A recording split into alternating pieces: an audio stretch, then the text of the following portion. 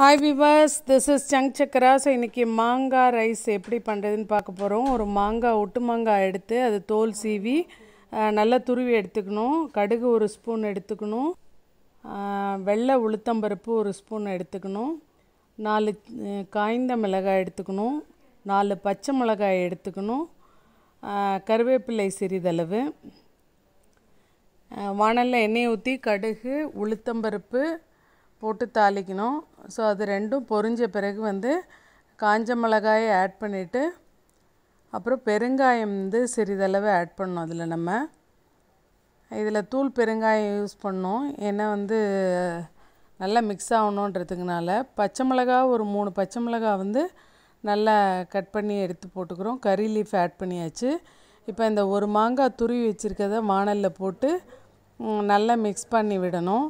Mix பண்ணிவிட்டு தேவையான அளவு சால்ட் ஆட் பண்ணிவிட்டு நெக்ஸ்ட்டு மஞ்சத்தூள் ஆட் பண்ணுறோம். ஸோ அவ்வளோதான். ஒரு சிம்மில் வச்சு நல்லா மாங்காய் வேகணும். இப்போ நல்லா வெந்து போச்சு மாங்காய். ஸோ வெந்து போன பிறகு அந்த மாங்காயை ஒரு பாத்திரத்தில் எடுத்து வச்சுக்கிட்டு அதில் ரைஸ் போட்டு நல்லா மிக்ஸ் பண்ணி எடுத்தால் சுவையான மாங்காய் சாதம் ரெடி. இந்த ரெசிபி உங்களுக்கு பிடிச்சிருந்தா லைக் பண்ணுங்கள், ஷேர் பண்ணுங்கள், கமெண்ட் பண்ணுங்கள். தேங்க்யூ.